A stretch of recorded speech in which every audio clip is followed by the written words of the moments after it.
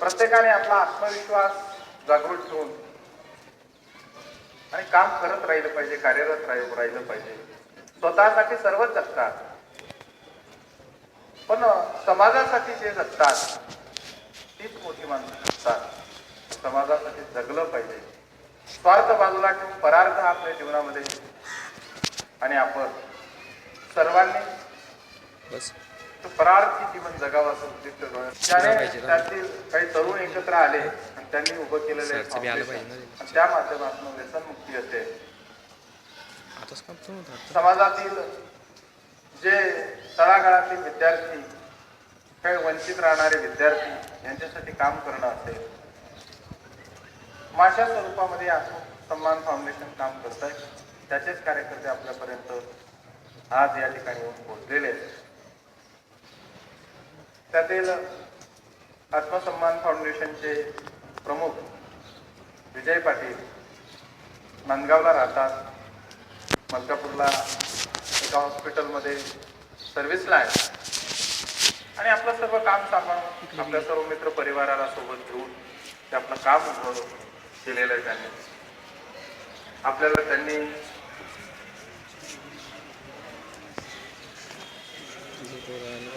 त्यांच्या कामाचं स्वरूप आपल्याला एक प्रेरणादायी ते राहील, म्हणून मी त्यांना विनंती करतो की त्यांनी आपलं मार्गदर्शन आपल्याला करा.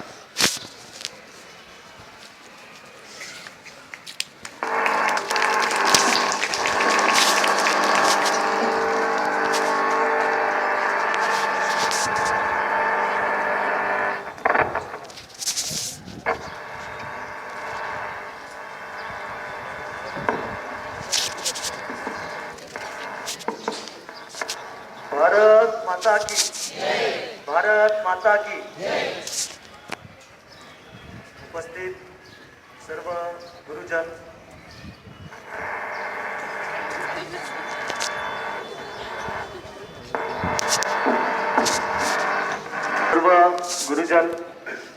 विद्यार्थी विद्यार्थिनींनो आणि आत्मसन्मान फाउंडेशनचे आमचे सर्व सहकारी, मी आत्मसन्मान फाउंडेशन संयोजक या नात्यानं आपलं या संवाद सत्रामध्ये स्वागत करतो.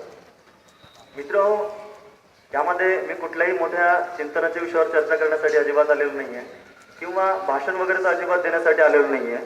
मी फक्त तुमचा जो काही स्वप्नांचा प्रवास असेल किंवा जी काही मेहनत चालू आहे, शाळेत आपण शिकून जी काही मेहनत घेतोय, त्या प्रवासामध्ये तुम्हाला 2 मिनिटं थांबून मी आत्मसन्मान फाउंडेशनद्वारा जे काही उपक्रम राबवले जात आहेत, जे काही कामकाज आहे त्या संदर्भात फक्त माहिती देऊ इच्छितो.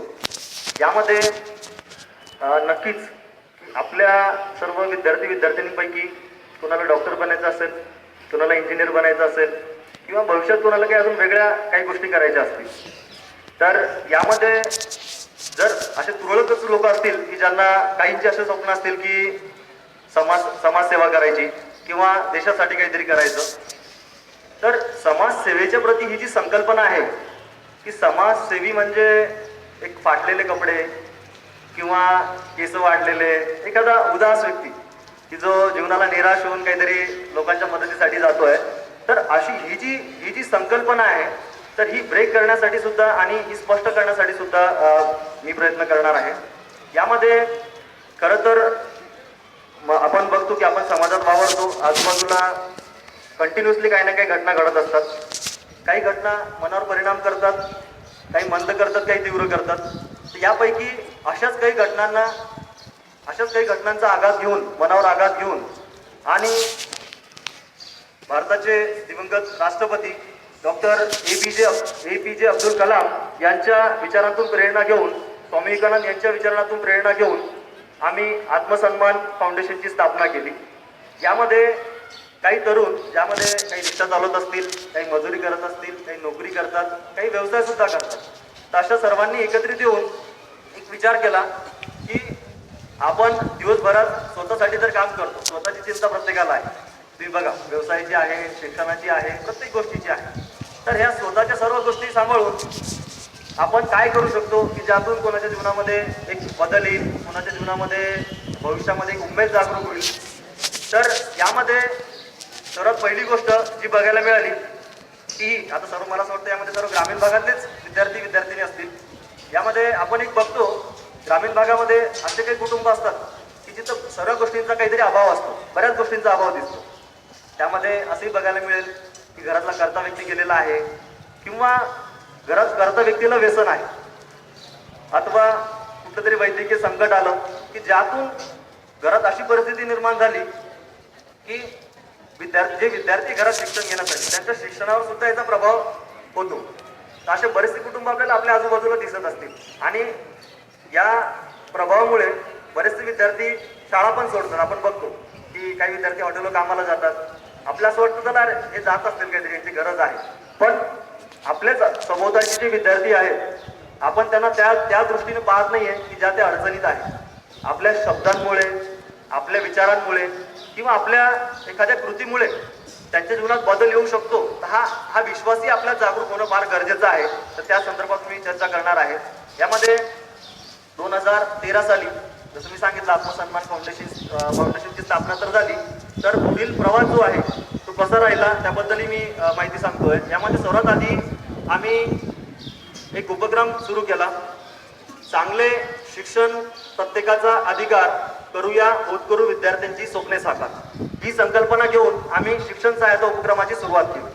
शिक्षण सहायता उपक्रम म्हणजे नेमकं काय हा प्रश्न तुम्हाला असेल तर यामध्ये जसं मी सांगितलं की जिथं 3-4 हजार लोकसंख्या वस्तीचं गाव आहे तिथं 3-4 कुटुंब अशा निघतात की त्यातील काही विद्यार्थी असे आहेत की ज्यांना मदतीची गरज आहे, ज्यांना आम्ही याची सिंपल लाईनमध्ये एक व्याख्या केली की आजच्या तारखेला किंवा येणाऱ्या त्वरित काळामध्ये जर मदत नाही झाली तर शिक्षण प्रवाहाच्या बाहेर पडू शकणाऱ्या विद्यार्थ्यांना आम्ही शैक्षणिक दत्तक घेऊन वर्षभर नियोजनबद्ध पद्धतीनं सर्व साहित्य आम्ही त्या विद्यार्थ्यांपर्यंत पोहोचवतो. यामध्ये केवळ साहित्य त्या विद्यार्थ्यांपर्यंत पोहोचवलं जात नाही, तर जे सभोवतालचे सकारात्मक विचारांचे जे लोक आहेत त्यांना सुद्धा या विद्यार्थ्यांना जोडून दिलं जातं, जेणेकरून या विद्यार्थ्यांना जे उमेद हरलेले आहे. आपण बघतो एक छोटंसं उदाहरण मी सांगणार आहे की सभोवतालीच आपल्या हे उदाहरणं आहेत, पण मी फक्त त्याला जागरूक करणार आहे. 2013 साली एक घटना झाली. मी त्या व्यक्तीचं नाव यासाठी सांगत नाही की सार्वजनिक जीवनामध्ये त्यांना अडचणी नको यासाठी. ते फोटोग्राफरचा व्यवसाय करत होते. फोटोग्राफरचा व्यवसाय करत असताना व्यवसायातलं नैराश्य, स्वतःची व्यसनहीनता यामुळं त्यांनी आत्महत्या केली. तर त्यांच्या पश्चात त्यांची पत्नी आणि त्यांना 4 मुली. घरामध्ये म्हणजे त्यांच्या घरी जमीन पण नाही आणि घरात कुठलेही दुसरे इन्कमचे सोर्स नाही. पूर्णपणे ती महिला कामाला जाणार तेव्हा ते घर चालणार. जेव्हा ही घटना घडली त्या व्यक्तीने आत्महत्या केल्यानंतर सभोवतालचे सर्व लोक भेटायला गेले. आम्ही पण त्यांना भेटायला गेलो की वाईट झालं, खूप चुकीचं झालं. आम्ही पण तिथं संवेदना जाऊन व्यक्त केला, सहानुभूती व्यक्त केली. पण एक पाहिलं आम्ही 15-20 दिवस गेले, 1 महिना जसा निघून गेला. जी 10वीची मुलगी आहे तिने ट्युशन जाणं सोडलं. त्यानंतर जी 6वीतली मुलगी आहे तिने पण ट्युशन जाणं सोडलं. त्यानंतर 10वीतल्या मुलीने शाळेत जाणं सोडलं. तर आम्ही एक बघत होतो हळूहळू की जिथं आपण म्हणतो की 2 वेळेच्या जेवणावर सुद्धा आपल्याला अडचणी तयार होतील त्यावेळेस 100% शिक्षणाला कात्री लागेल. त्याच यांनी असं पाहायला मिळत होतं की जर यांना मदत नाही झाली तर हळूहळू करता शिक्षणाच्या दूर चालले जातील किंवा यांना काहीतरी दुसरं काम करावं लागलं. तर ही सर्व घटना आम्ही पाहत होतो. आमची टीम जी आहे आम्ही लगेच निर्णय घेतला की आपण अशा विद्यार्थ्यांना सहाय्य करायचं की ज्यांना अशा परिस्थितीमध्ये, विपरीत परिस्थितीमध्ये ज्यांना मदतीची गरज आहे. तर आम्ही सर्व जी आमची टीम आहे त्यांच्या घरी पोहोचलो. त्यांना सर्व आम्ही माहिती सांगितली की आम्ही असं काम करतो आहे, असं एक संस्था उपक्रम राबवते आहे. तर अशा विद्यार्थ्यांना आम्ही शैक्षणिक दत्तक घेऊ इच्छितो. तर त्यांच्या आईने ऐकताच बरोबर होकार दिला, कारण त्यांना जेवढे भेटायला लोक आले होते त्यापैकी सर्वांनी वेगवेगळ्या पद्धतीने काहीतरी एक सहानुभूती व्यक्त केली होती, पण ठोस मदतीचं आश्वासन किंवा त्यांच्या पाठीशी दुसरं कोणी उभं नव्हतं. मित्र, यामध्ये आपण म्हणतो की गरिबी जी आहे ही म्हणजे गरिबीचं ग्रामीण भागात जास्त तर पाहायला मिळतेच. यामध्ये गरिबीसोबत जेव्हा आपण एखाद्या दुसऱ्याकडनं काही मदत घेतो गरिबी अवस्थेत असताना, त्यावेळेस उपकार आणि लाचारी या 2 भावना घर करतात. म्हणजे अनुभवातून सांगतोय मी, कुठल्याही याच्यातून पुस्तकातून वगैरे अशा हिशोबाने नाही सांगत आहे, पूर्ण अनुभवातून सांगतोय की जेव्हा या विद्यार्थ्यांना आम्ही मदतीसाठी आम्ही हे करतो किंवा तुम्हाला शैक्षणिक दत्तक घ्यायचं आहे, त्यांची पूर्ण प्रोसेस असते, त्यांचं व्हेरिफिकेशन घेतलं जातं, तर त्यावेळेस या विद्यार्थ्यांनाही संकोच असतो, पालकांनाही संकोच असतो की या विद्यार्थ्यांना हे तर मदत करतील, पण भविष्यामध्ये यांना काहीतरी स्वार्थ असेलच. हो, नक्की स्वार्थ आहे, संस्थेचाही स्वार्थ आहे, माझाही स्वार्थ आहे, सर्वांचा स्वार्थ आहे. पण तो स्वार्थ कशा प्रकारचा आहे ते मी तुम्हाला सांगतो. यामध्ये जेव्हा वैयक्तिक आपण कोणाला मदत करतो त्यामध्ये एक भावना आपल्याला पाहायला भेटते, जसं मी म्हटलं की उपकरण लाचारी तिथं घर करते, की अक्षरशः जो घेणारा आहे तो विसरून जातो, पण देणारा म्हणतो मी दिलो. आणि याची सीमा एवढी वाढून जाते की मदत घेणारा जो व्यक्ती आहे त्याच्या अस्तित्वावर सुद्धा दावे केले जातात की जे तू आहे ते माझ्यामुळं आहे काय. तर ही जी चुकीची जी भावना आहे, तर यामुळं जे गरीब अवस्थेत किंवा अशा अवस्थेत असतात त्या अशा विद्यार्थ्यांना मदत घ्यायला सुद्धा संकोच असतो. तर सर्वात आधी आम्ही हा उपक्रम कसा राबवतो आणि कशा पद्धतीने विद्यार्थ्यांपर्यंत पोहोचवलं, वस्तू किंवा सर्व साहित्य पोहोचवलं जातं ती मी स्पष्ट करतो.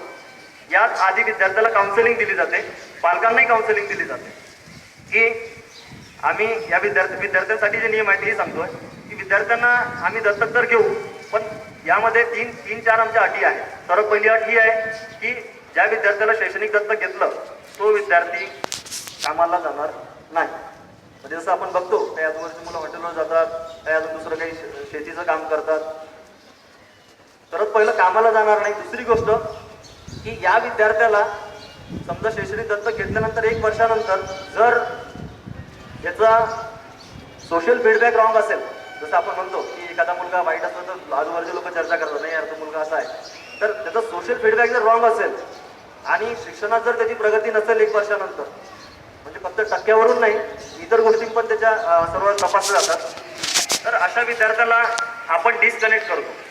म्हणजे शैक्षणिक दत्तक घेऊन जर त्याची प्रगती नसेल तर 1 वर्षानंतर त्याला आपण मदत देणं बंद पण करतो. तिसरा विषय, जसं मी म्हटलं की स्वार्थ आहे, विद्यार्थ्यांकडून नक्की स्वार्थ आहे, पण तो स्वार्थ असा आहे की यांनी भविष्यात आम्हाला येऊन नमस्कार चमत्कार करणं आम्हाला गरजेचं नाही आहे, यांनी भविष्यात येऊन आमचे उपकार आभार मानणं गरजेचं नाही आहे. यांनी फक्त भविष्यात स्वतः सक्षम होऊन इतर स्वतःच्याच अशा परिस्थितीत असणारे विद्यार्थी जे आहे आजूबाजूला अशा विद्यार्थ्यांना भविष्यात मदत करणं, एवढीच अपेक्षा संस्था या विद्यार्थ्यांकडनं ठेवते आहे. यामध्ये हा उपक्रम जो आहे यात ज्या वस्तू आणि ज्या सर्व गोष्टी पोहोचवल्या जातात, जसं मी सांगितलं की तिथं जे गाव दत्तक घेतलं जातं त्या गावातल्या विद्यार्थ्यांना जी सकारात्मक विचारांची जी व्यक्ती आहे त्यांना त्यांच्या मार्फत हे वस्तू त्यांच्यापर्यंत पोहोचवल्या जातात आणि कुठलेही पैसे वगैरे अशा गोष्टी विद्यार्थ्यांच्या हातात दिल्या जात नाही, जेणेकरून आपण दिलेली मदत यातून चुकीचं पण फलित निघायला नको, चुकीचे परिणाम व्हायला नको, याची पण दक्षता संस्था घेते आहे. मित्रहो, आज शिक्षण सहायता उपक्रमाअंतर्गत जवळपास 4 तालुक्यांमध्ये, त्यामध्ये बुधवड आहे, त्यामध्ये मलकापूर आहे, मोताळा आहे, नांदूर आहे, यामधील वेगवेगळ्या गावातील वेगवेगळ्या जाती समुदायातील विद्यार्थी आम्ही शैक्षणिक दत्तक घेतलेली आहे. आणि या विद्यार्थ्यांच्या जीवनामध्ये खूप काही बदल आहे. जसे की एक उदाहरण सांगतो, एक कुटुंब आहे, मलकापूर तालुक्यातलं एक गाव आहे, जवळपास त्या 3 बहिणी आहेत, एक छोटा भाऊ आहे त्यांना जो 4थीमध्ये आहे.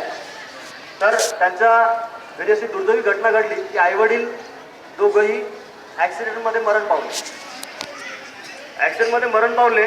तर त्यानंतर घरामध्ये अशी अवस्था आली की अक्षरशः गावातले लोक सर्व जमा करून त्यांचं सर्व चालत होतं, कारण काम करू शकण्या इतकं कोणी सक्षम नव्हतं. तुम्हाला आश्चर्य वाटेल की त्यातली जी 10वीत एक मुलगी आहे ती वर्गामध्ये 2री-3रा नंबर येत होती. एवढ्या विपरीत परिस्थितीत असून पण ती मुलगी आम्हाला पण काम करण्यासाठी प्रेरणा आहे आणि अशा विद्यार्थ्यांना पण शिक्षण घेण्यासाठी प्रेरणा आहे की जे असं म्हणून शिक्षण घेत नाही की बाबा माझी परिस्थिती नाही आहे किंवा मला इतर अडचणी आहे. तर त्या विद्यार्थ्यांना आज जवळपास त्यांच्यामधला एक बदल सांगायचा झाला तर त्यांच्यासमोर आज स्वप्न आहे, जे स्वप्न संपले होते, जी उमेद त्यांची हरवली होती, तर आज तिला स्वप्न आहे की मला कलेक्टर बनायचं आहे. काही विद्यार्थ्यांची जे स्वप्न हरवले होते त्यांना स्वप्न आहे की मला पोलीस बनायचं आहे. तर हे काम आत्मसन्मानच्या टीमने केलं आहे. मला असं वाटतं खूप सोपं आहे कोणाला निराश करणं, खूप सोपं आहे. बघा तुम्ही आजूबाजूला बघा, एखाद्या आपली मित्र असेल तर मित्राला आपण एखादी वस्तू नाही दिली किंवा त्याशी नाही बोललो. खूप सोपं आहे कोणाला निराश करणं, पण अवघड आहे कोणाच्या विचारात जाऊन त्याच्या जीवन जगण्याचा उत्साह बनणं. ते काम या टीमने केलं आहे. मी सर्वांना विनंती करतो की तुम्ही जोरदार टाळ्या वाजवून आमच्या टीमला उत्साह वाढवा.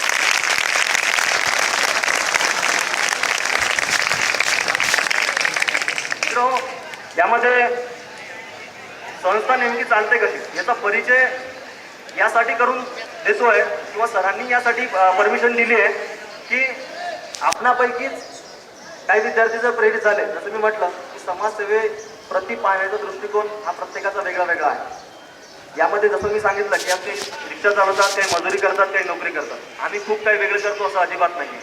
जो वेळ आमचा कट्ट्यावर जाणार होता, जो वेळ आमचा जोक्समध्ये जाणार होता, तो वेळ आम्ही या कामाला समर्पित केलेला आहे. खूप काही वेगळं करतोय असं अजिबात नाही आहे. यामध्ये आणखी की ही संस्था पूर्णपणे जे तत्व वगैरे आहे, जे तत्व ठरवली आहे, जे आवश्यक नियम आहे, त्या नियमाला धरून आम्ही चालतोय. तर नियम कसे आहेत ते मी तुमच्या समोर ठेवतो. यामध्ये सर्वात पहिला नियम आहे की या संस्थेमध्ये अध्यक्ष उपाध्यक्ष कोण नाही. मी सरांचे आभार मानतो, त्यांनी प्रास्ताविक दिलं सरांनी की त्यांनी हा उल्लेख केला की संस्थेचे प्रमुख म्हणून.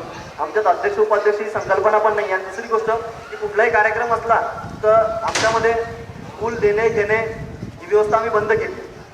आपापलाच सत्कार करून घ्यायचा आणि आपापलं जे करून घ्यायचं, त्यापेक्षा जे जे महत्त्वाचे काम आहेत आपला वेळ न गमवता त्या कामावर फोकस करून आपल्याला काय चांगलं करता येईल समाजासाठी, तर यासाठी आमची टीम कार्य करते आहे. त्यानंतर आणखी एक नियम यामध्ये आहे की एखादा या टीमपैकी बरेचसे लोक नाही येऊ शकले आहेत, पण यामधून जर एखाद्याला राजकीय क्षेत्रात जायचं असेल, प्रत्येकाला स्वतंत्र आहे. राजकीय क्षेत्रात जर जायचं असेल तर त्याला स्वतंत्र आहे, पण इथून राजीनामा देऊ, संस्थेमधून राजीनामा देऊ. कारण याला राजकारणाच्या पूर्ण अलिप्त आम्ही ठेवण्याचा प्रयत्न करतोय, कारण आम्हाला जास्तीत जास्त विद्यार्थ्यांपर्यंत पोहोचण्याचं आमचं लक्ष आहे. यामध्ये राजकीय व्यक्तीकडून मदत घेण्याचे पण काही आम्ही अटी टाकल्या आहेत.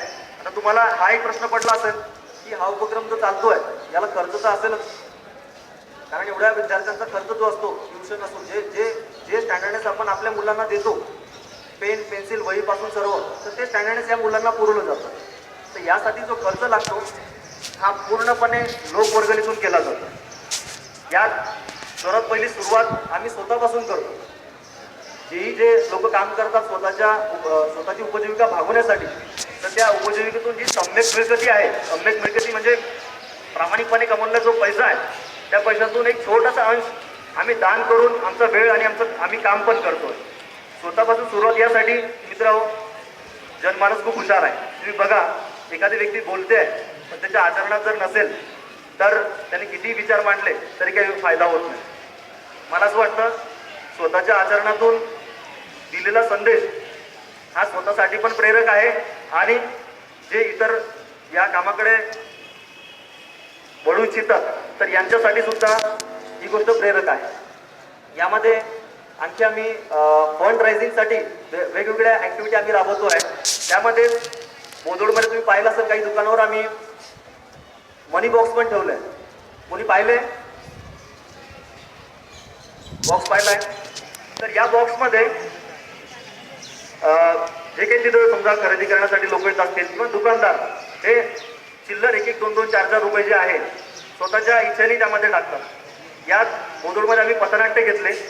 पथनाट्याद्वारे शिक्षण सहायता उपक्रमाची आम्ही जनजागृती केली आणि सर्व व्यावसायिकांना, जेवढे व्यावसायिक आहे बोदोडमध्ये, त्यांना सर्वांना आम्ही आव्हान केलं की जयंती, वाढदिवस आणि स्वतःचं व्यसन, पुन्हा रिपीट करतोय, जयंती, वाढदिवस आणि स्वतःचं व्यसन यावर होणारा अतिरिक्त खर्च कोणी करू नका पण असं म्हणू शकत नाही, त्याचं स्वातंत्र्य आहे. पण अतिरिक्त जो खर्च आहे हा खर्च टाळून तुम्ही अशा गोष्टीसाठी दान करा किंवा अशा गोष्टीसाठी मदत करा की ज्यातून कोणाचं आयुष्य घडेल. तर याला तुम्हाला आश्चर्य वाटेल, एवढा चांगला प्रतिसाद मिळाला की जवळपास 35 ठिकाणी आपण हे सर्व मनी बॉक्स वगैरे जे आहे ते आपण ठेवू शकलो. त्यानंतर आता मलकापूरला पण सेम प्रोग्राम आम्ही राबवतो आहे. त्यानंतर नांदुरेला पण सेम आमचं प्लॅनिंग आहे. त्यानंतर अजून एक डोनेशन जमा करण्यासाठी एक वस्तुस्वरूपी कमिटी पण आम्ही तयार केली आहे. वस्तुस्वरूपी डोनेशन कमिटी जी आहे ही फक्त वस्तू दान स्वीकारते. काहींना इच्छा असते की रे मला पैसे द्यायचे नाही आहे, किंवा माझा वाढदिवस आहे तर मला मी 2 डझन रजिस्टर देतो किंवा काही ड्रेस देतो, करू शकतो आपण. जे काही समजा इतर ठिकाणी आपण मेसेज करतोय तर अशा पद्धतीने आपण करू शकतो. तर असे बरेचसे लोक अशा पद्धतीने समोर येतात. तर ही कमिटी यांना टार्गेट आहे, तर यांना प्रोफेशनल याच्यानुसार टार्गेट आहे की हप्त्यातून तुम्हाला एवढ्या लोकांना भेटावं लागेल, जेणेकरून कारण काय वाढत्या जेवढे विद्यार्थी वाढत आहेत तेवढंच आम्हालाही पूर्णपणे या गोष्टीची जबाबदारी जी आम्ही स्वीकारली आहे त्याची पूर्तता करण्याची आम्ही यथाशक्तीने आम्ही प्रयत्न करतोय. त्यामध्ये वेगवेगळ्या पद्धतीच्या टीम आम्ही तयार करून वेगवेगळ्या ठिकाणी आम्ही पाठवत असतो. जसं आज या शाळेमध्ये आम्ही प्रोग्राम आयोजित केला आहे.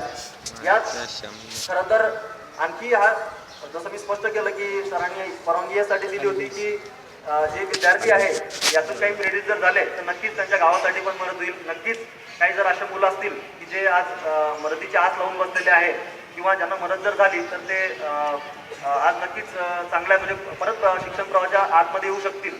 तर हे होण्यासाठी सरांनी परवानगी दिली आहे. तर आमचाही उद्देश हाच आहे की इथं बसलेल्या सर्वांनी कमीत कमी आपल्या आजूबाजूला असलेले असे विद्यार्थी स्मरण करायचे आहे, पाहायचे आहे की असे कोणाला मदतीची आवश्यकता आहे का, त्या दृष्टीने पाहायचं आहे. यात आणखी एक गोष्ट की आपण खूप काही करू शकतो, नाही करू शकत असं अजिबात नाही आहे. यामध्ये एक 3 गोष्टीद्वारे तुम्ही मदत करू शकतात. त्या 3 गोष्टी अशा आहेत की सर्वात पहिले स्वतःपासून सुरुवात करू शकतात. जसं मी सांगितलं की सर्वजण व्यवसाय वगैरे सर्व करून यात वेळ देतात. तुम्ही पण तुमचं शाळा सर्व जबाबदाऱ्या पार पाडून जो वेळ तुमचा उरतो, जो वेळ तुम्हाला असं वाटतं की हा स्पेस आपला अनावश्यक जातोय, तर तो स्पेस तुम्ही याला डोनेट करू शकतात. दुसरी मदत तुम्ही करू शकतात की जसं मी म्हटलं की जयंती, वाढदिवस आणि या सर्व गोष्टी टाळून तुम्ही अशा कार्यात सहभागी होऊ शकतात. आपल्या मित्रमैत्रिणींना तुम्ही प्रवृत्त करून या कार्यामध्ये डोनेशन देण्यासाठी तुम्ही प्रवृत्त करू शकतात. तिसरी मदत तुम्ही करू शकतात की आज आपण बघतो की व्हॉट्सअप, फेसबुक या सर्व गोष्टी ज्या आहेत या आज सर्वजण याचा वापर करतात. तर याचा सुद्धा वापर तुम्ही या कार्याच्या प्रचारासाठी करू शकतात किंवा लोकांना जोडण्यासाठी करू शकतात. तर यामध्ये नक्की जुळा जास्तीत जास्त संख्येने आणि कमीत कमी मी जी माहिती सांगितलेली आहे ही कमीत कमी तुम्ही 10-15 लोकांपर्यंत तरी पोहोचवा. मी जास्त वेळ अजिबात घेणार नाही आहे. यामध्ये सर्वात शेवटी एक छोटीशी एक कविता मी सादर करून मी समारोप घेणार आहे या कार्यक्रमाचा. यामध्ये म्हणजे तुमच्यासाठी आणि माझ्यासाठी पण सर्वांसाठी हा मेसेज आहे. आता तरी उठ आणि डोळे उघड भाऊ, आता तरी उठ आणि डोळे उघड भाऊ, फक्त बोलून आणि निव्वळ देखावा करून नाही न जमणार भाऊ, फक्त बोलून आणि निव्वळ देखावा करून नाही न चालणार भाऊ. तर्क वितर्क देऊन आणि समस्येचा बाजार भरून, तर्क वितर्क देऊन आणि चर्चा समस्येचा बाजार भरून समस्या नाही न सुटणार भाऊ. कोण चांगलं कोण वाईट दे सोडून तू तुझ्या ध्येयाकडे बघ ना भाऊ. कारणे बहाणे गाठोळ्यात बांधून तू तुझ्या समस्यावर काम कर ना भाऊ. जयंती, वाढदिवस आणि स्वतःचं व्यसन सोडून, स्वतःचं व्यसन यावरील अतिरिक्त खर्च टाळून तू वंचितांनाही मदत कर ना भाऊ. वेळ चालली निघून, आता तरी उठ आणि डोळे उघडणार भाऊ. धन्यवाद मित्रांनो. सर्वात आधी राजा शहराच्या जे आहे ज्युनियर कॉलेज यांचे मनपूर्वक आभार. प्रिन्सिपल, व्हाईस प्रिन्सिपल, विद्यार्थी आणि सर्व शिक्षकगण यांचेही आभार. जर आपल्या सर्वांना या मोहिमेसोबत जोडायचं असेल तर तुम्ही भेट देऊ शकतात www.atmasanmanfoundation.com वेबसाईटला पण. आणि मी सरांकडे काही नंबर्स आणि फाईल पण आणि आर्टिकल पण ठेवून जातो आहे. कोणाची इच्छा असेल तर ते आपण जाणूनही घेऊ शकतात आणि आमच्या या मोहिमेला तुम्ही हातभार पण लावू शकतात. जय हिंद. धन्यवाद.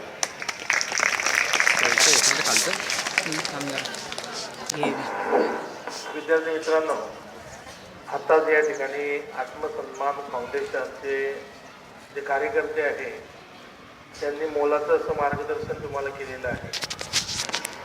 विजय पाटील हा तुमच्यासारखाच आमचा विद्यार्थी आहे आणि तो आता एका प्रतिष्ठित अशा नेत्र रुग्णालयाचा ॲडमिनिस्ट्रेशन हेड आहे. त्याचा हा परिचय कदाचित तुम्हाला आहे किंवा नाही मला माहीत नाही. मात्र गणपती नेत्रालय मलकापूर इथला तो प्रमुख आहे.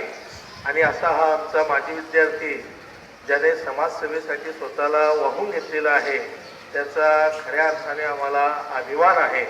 त्याच्यापासून तुम्ही निश्चितच प्रेरणा घ्याल आणि तुमचा जो काही वेळ असेल, तुमचं जे काही अर्थजन असेल ते या संस्थेसाठी तुम्ही द्या. अशा खूप कमी संस्था आहे की ज्या खऱ्या अर्थाने काम करतात, है ना. आपण बघतो की समाजामध्ये अशा संस्था आहे की ज्या फक्त ॲडव्हर्टाईजमेंट करतात, मात्र काम त्याचं फारसं नसतं. मात्र त्याच्यापेक्षा अतिशय वेगळी अशी ही संस्था, कारण की विजूसोबत माझं याविषयी 1-2-3 वेळेस चर्चा आमची झालेली आहे. खूप छान त्यांचं काम सुरू आहे. या त्यांच्या भावी कार्यासाठी आपणा सर्वांतर्फे मी त्याला हार्दिक शुभेच्छा देतो. तुझं कार्य असंच पुढे चालत राहो. आणि जे इतर सदस्य आहे त्यांनाही मी शुभेच्छा देतो की समाजसेवेचं तुम्ही घेतलेलं हे सुरुवात जे काही आहे ते निरंतर असंच सातत्याने तेजत राहो, ते सुरू राहो आणि समाजसेवा तुमच्याकडनं घडो. तुम्हाला जर काही अधिक माहिती जाणून घ्यायची असेल तर तुम्ही त्या वेबसाईटवरती त्या भेट देऊ शकतात किंवा प्रत्यक्ष तुम्ही या कार्यक्रमानंतर त्यांना भेटू शकतात. यानंतर मधली सुट्टी होईल. मधल्या सुट्टीनंतर राहिलेली पुन्हा तास त्या ठिकाणी होईल. धन्यवाद.